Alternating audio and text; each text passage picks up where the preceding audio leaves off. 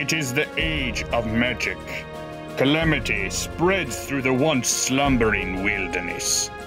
Foul creatures have been stirred from their depths, and once again man walks these lands. A history long forgotten will be unearthed. Will their stories endure?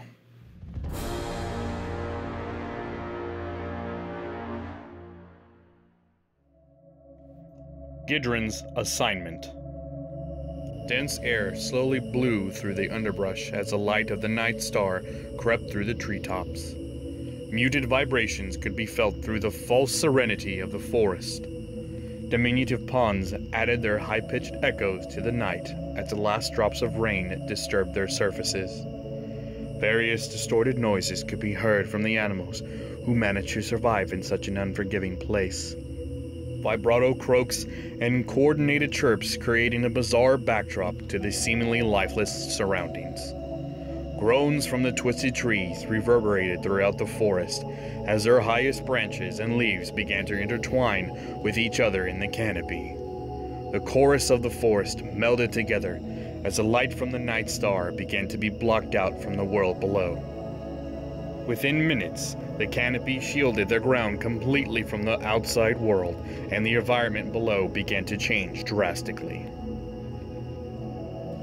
Slithering tendrils underneath the ground began to illuminate with a bright blue that shined like a star made of pure sapphire. Throughout the forest they ran like a network of veins. The forest had a new urgency about it.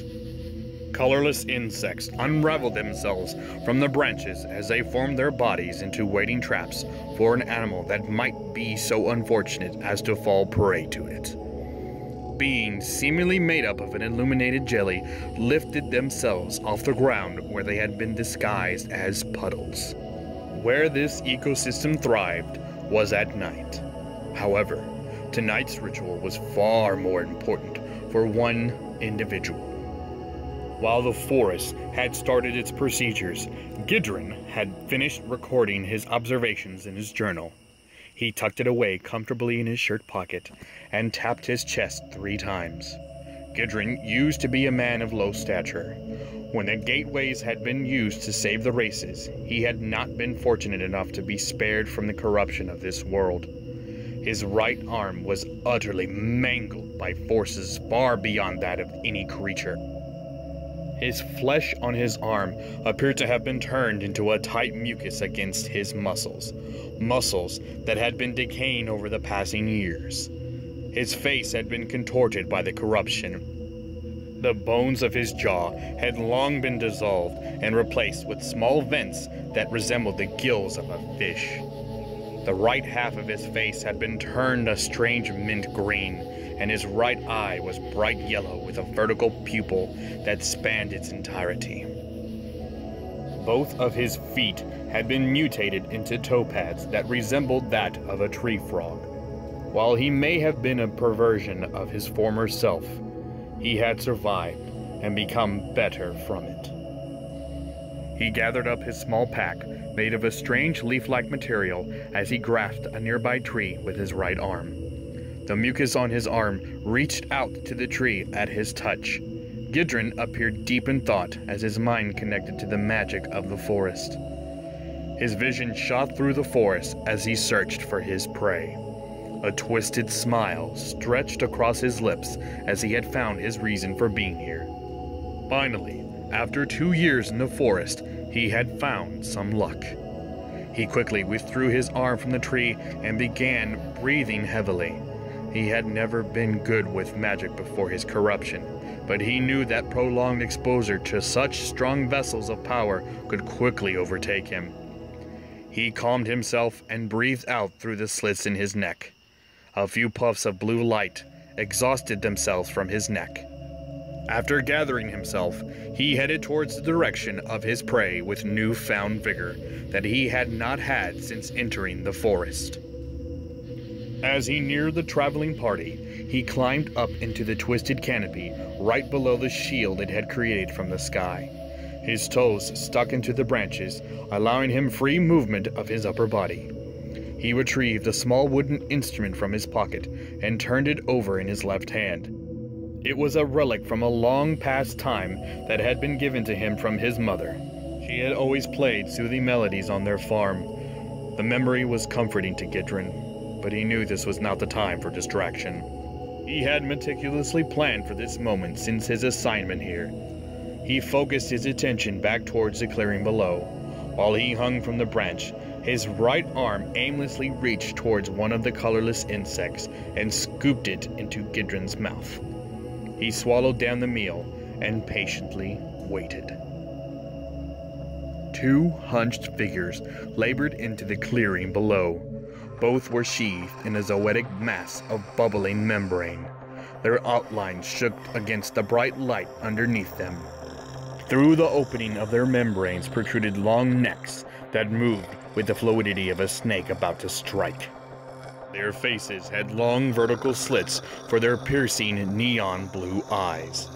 At the middle of their face were long snouts with small ridges that led down to their noses.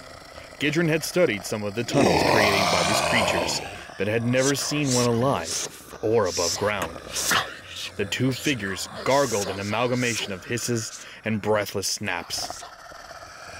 Gidran quickly wrote in his journal of the strange observation.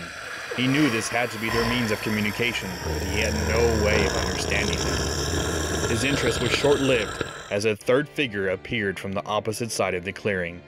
A tall, slender elf walked out of the underbrush towards the two creatures. Gidran's mouth was agape. The elf seemed clear of corruption. His pale skin and flowing appearance was in stark contrast to the mutation around him. He strode up to the creatures with a purpose that imposed his importance. With a flick of a wrist, he retrieved a book from underneath his robes. After a short incantation, he began to speak to the creatures. His voice carried as he appeared to have no fear of being overheard. Confidence exuberated from his pure being.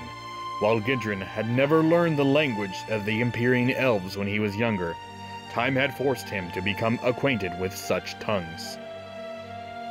The forest emanates with a power I have not felt since its inception. I take it Sakir has been able to utilize my gift? The elf inquired. The creatures spoke in unison with a voice that was obviously altered. He has performed as you had instructed. Their voices were projected from the book in the elf's hand. With each syllable, the book shined for an instant. He thinks that soon we will have control over the currents. The elf smiled brightly at the creatures. The tension between the creatures seemed to fade rapidly as the elf beamed at them. Magnificent news indeed. I should expect Sakir to be finishing within the coming weeks. You will see me again shortly. As he finished his veiled threat, he snapped the book closed and stuffed it back under his garments. In one motion, he turned, leaving the clearing. Gidran hastily tried to connect to the magic veins to watch where the elf had gone. To his dismay, he had disappeared. No trace could be found of his presence anywhere in the surrounding area. Gidran relinquished his connection to the network and blew out more blue air. Through the shock of seeing the elf, he realized that his mission was now clear. He had been sent here to collect the gift that had been used to harness the forest's power, and he was going to succeed.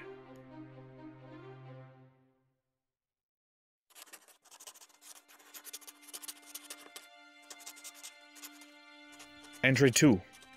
Arrival. I arrived to the Tower of Azazel 3 days past. My welcome was somewhat strained. Archmage Phaos and I do not get along. The only reason he has not insisted my removal from the Order is due to my relationship with several members of the Magus Council. After setting into my old room, which thankfully had not been touched since my last visit, I went to visit my old friend. Magus Grelon. He is a peculiar mage, being a Nikwa, but he is the funniest dwarf you will meet this side of the Starless Sea. He has told me of experiments starting this week to test exactly what these gateways are. I am unsure to the full nature of these experiments, but I have pledged my skill and support. Tomorrow, I will meet the others in his inner circle. Archmage Theos has approved these experiments, thankfully. However, our company will be limited to no more than 8 mages, not including Galrin. My guess, with the current tension in the city, the Archmage wants to keep a vigil. The Abbey has caused many riots in the past week. It is unclear if their motives are pure or political.